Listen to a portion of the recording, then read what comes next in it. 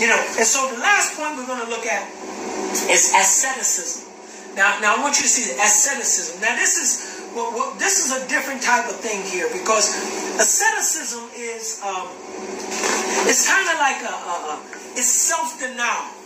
This is people who put hard regulations on themselves, adding to the law again. You don't have to do this, right? Therefore, if you died with Christ from the basic principles of the world, why, as though living in the world, do you subject yourself to regulations?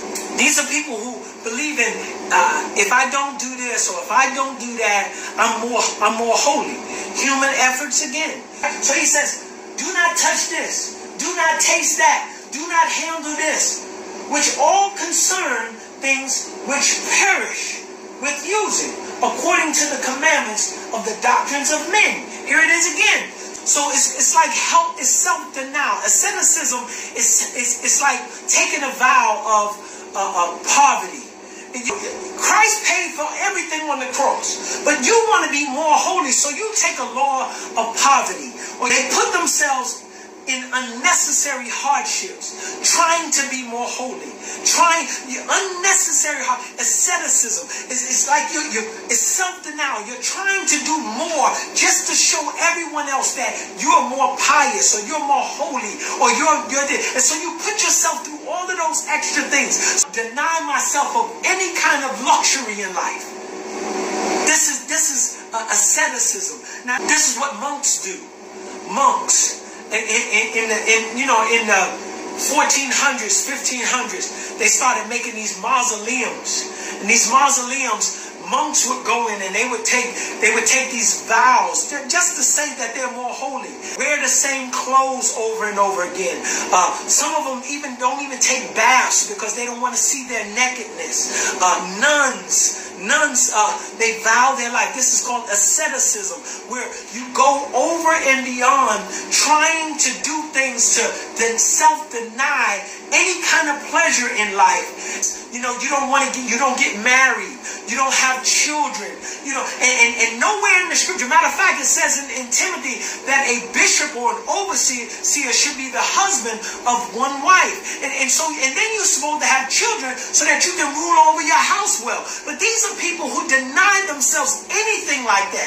They destroy their heritage. They destroy their lives because they practice what they call asceticism. The problem that we have in today. You're even starting to see beautiful young sisters saying, I'm abstinent. I'm just practicing abstinence now.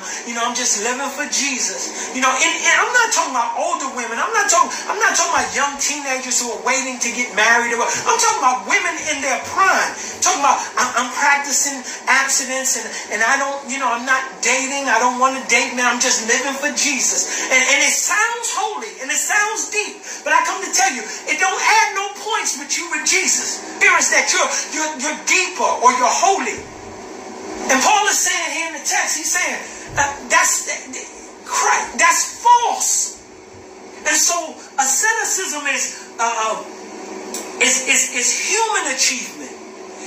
I'm resisting anything of pleasure for my life, because when I do that, I look more righteous or holy. They were practicing that in Colossus, and they're practicing that today. These are those who believe they can reach a higher realm of spirituality by self-denial. Like priests, they eat rice and water. Some wear the same clothes.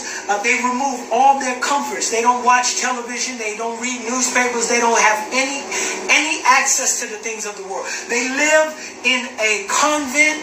They cut themselves from any association with the world. And this is why in a lot of these there's perversion like never before, because eventually they will explode and go into perverse things. This is what happens.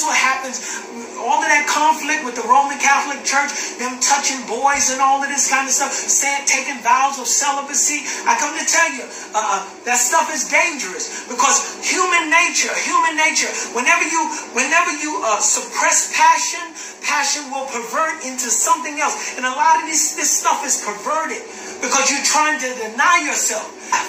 You get this thing called vermin. And when you get it, because you don't wash your body, Because you want to be so holy that you never even see your nakedness. And so holy vermin is a thing that they did in the old days, and I don't know if people still practice this stuff today. But they would when they break out in vermin, what happens is they would look more righteous. So they called it holy vermin. Another thing that they used to do is they call flagity. And what they would do is back in the old days they would beat themselves with whips until their backs became raw. Because and they do it today. They got cults and people that do it today for purity. And then they would set a whip to beat themselves, to beat the wickedness out of them, to make themselves look more holy. This is called, and this is self-inflicted pain. And why people put themselves to do that? Because they're adding more. They're adding more to what Christ has done to them, for them. And it makes them feel like they're doing something to justify themselves. And I come to tell you, Jesus did it all for us. Jesus did it all for us. There's no need for you to do none of this stuff. All of this is useless stuff. It's a complete waste of time trying to please God through self-efforts.